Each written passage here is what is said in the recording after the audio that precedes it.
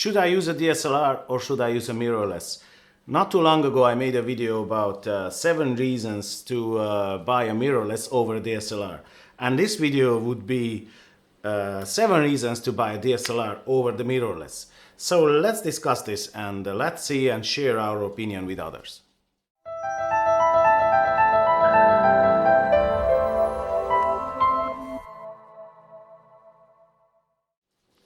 Hello YouTubers, my name is Attila Mathe from Blue Sky Photography, and today I'd like to talk to you about 7 reasons to buy a DSLR over a mirrorless. Now, not too long ago I made a video about 7 reasons to buy a mirrorless over a DSLR, and this is the second part because that video would be too long, to say in one video. Even this way it was a little bit too long. So let's discuss about the 7 reasons why a DSLR is better like a mirrorless. So, like I said in the first video, that DSLR and mirrorless have their own place, and I would say that the both system, it is very, very important, and it is up to you to decide which one is better for you, which one will help will help you the most. You have to choose yourself. Nobody can choose in your place.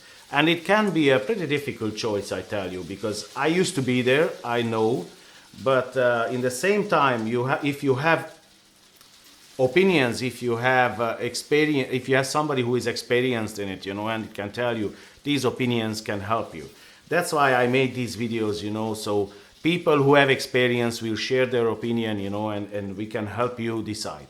So, let's start with reason number 1. Now, this is the most important, but in the same time slowly fades away, because mirrorless cameras, they are getting better and better, I have to tell you. And this is the better autofocus in viewfinder. Now, in the other video, I used to have a reason that the mirrorless cameras are better in autofocus in live view mode. Now, like I said in that video, that mirrorless cameras they are better in live view, but DSLRs, they are better in viewfinder.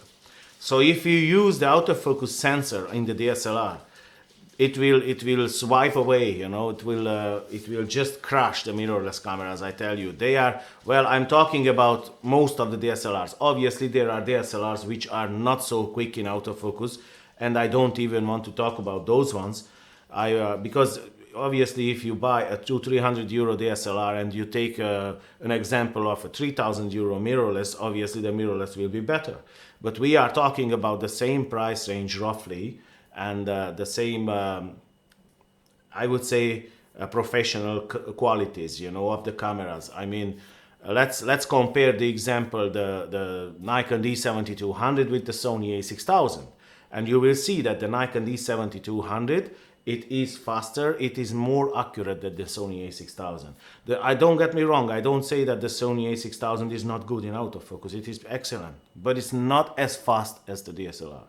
Now, and this is, like I said, in viewfinder, not in live view. Now, reason number 2, and this is again something very big, and this is better lens selection. You have to understand here that mirrorless cameras, the biggest disadvantage of mirrorless cameras are that the lens selection is pretty small, especially with Sony cameras. Now, I don't want to talk about Sony cameras, obviously, because usually when I speak about Sony cameras and I say something bad, Sony fanboys will jump at me and they will tear me apart, and they are the worst, I tell you, between all of them. And they don't really tolerate, if somebody says something about Sony cameras. But that's the true, But Pentax cameras, they don't have as well lens selection, But Pentax fanboys, they don't jump on anybody. At least they didn't jump at me until now. But anyway, lens selection with Nikon, Canon, these with DSLR, bigger DSLR systems, it is much, much larger, and you have much more possibilities to choose from. You have a lot of third-party lenses. The possibility is bigger that you find a lens which will fit your budget and your needs. With mirrorless, you might find the lens, but might not fit your budget or might not, which one is fits your budget might not fit your needs. I was in the same story with the Sony cameras. I needed the 70-200 f2.8. I didn't have. Now, after I sold my Sony system, you know, they released the 70-200 f2.8 G Master, but that lens is 2,700 euro. I mean, it's crazy expensive. Anyway, better lens selection. Nobody can argue about this, that this is a big advantage of DSLRs. Now, reason number 3, better accessories coverage. And I tell you again here, this is true. Whatever accessory comes out, first it will come on Nikon and Canon. Some situations it will come on Sony, some, not all the time. So, I know it's not fair, I know, but unfortunately that's the truth. Every single time when they release something, it can be a Tokina lens, it can be Sigma lens, it can be Tamron lens, it can be flashes, it can be triggers, it can be whatever you want, batteries or whatever you want, you know, it will come first Nikon, Canon, and then after Sony and the rest. So, better accessories coverage, obviously this is a big advantage. Reason number 4, bigger selection in camera bodies. Although slowly fades away this, you know, with the choices of all mirrorless, you know, like now at the moment we can see that Fujifilm stepped up really hard and they want to get into the market. They want the chunk, you know, a big chunk from the market. Olympus is doing very well. Panasonic is doing excellent. So all these camera manufacturers, they release newer and better cameras every single year. So bigger selection in camera bodies is slowly fading away. But it's still, I would say, with DSLRs, you know, you have a better selection, you know, price-wise, I'm talking about, like mirrorless. Now, it depends. I would say this is kind of 50-50, you know. I would say that it's not a big advantage, but it's a bigger selection in camera bodies in DSLR. So, reason number 5, and this is true again, longer battery life. Now, don't get me wrong, some mirrorless cameras, they are okay with battery life. The example, the Panasonic GH4 and the GH5, which was released just now, you know, it will be great. It looks like it will be great in battery life. And when I tested the GH5, you know, it was great. You know, I can't complain at all. I will place a card up here to see, you know, with the GH5, with the video where I tested the GH5. So, but in the same time, it's not like a DSLR. And I have to tell you that the example, my Nikon cameras, when I go on a wedding, you know, and I shoot with my Nikon D7200, I mean, I stick in the battery, I forget about it. Maybe I have to change one battery, maybe. If I have the grip, nothing. You don't have to change anything. 2 batteries is more than enough for a whole wedding. If you have 2 cameras, 4 batteries in total, that's it, you are done. I tell you, when I was shooting with Sony, the Sony A7R and the A6000, they use the same batteries, you know. And I used to carry a big bunch of batteries with me, like a handful of batteries, like 7, 8, 9, I didn't. And I always had problems, you know, checking my pockets, which one is discharged, which one is charged.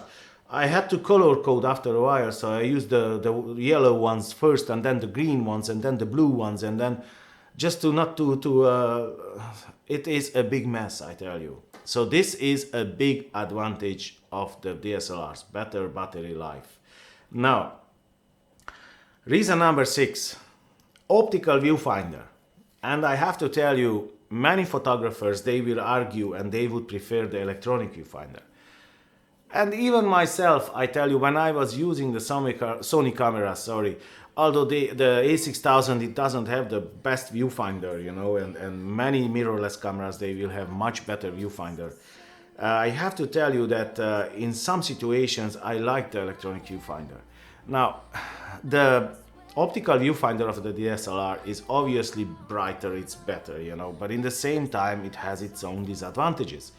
And I think we can say that it is personal preference, you know, whichever you choose. In my opinion, the optical viewfinder is a little bit superior to the electronic viewfinder.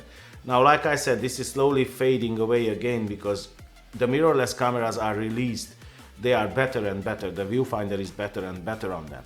Like the Panasonic GH5 I told you I tested last time.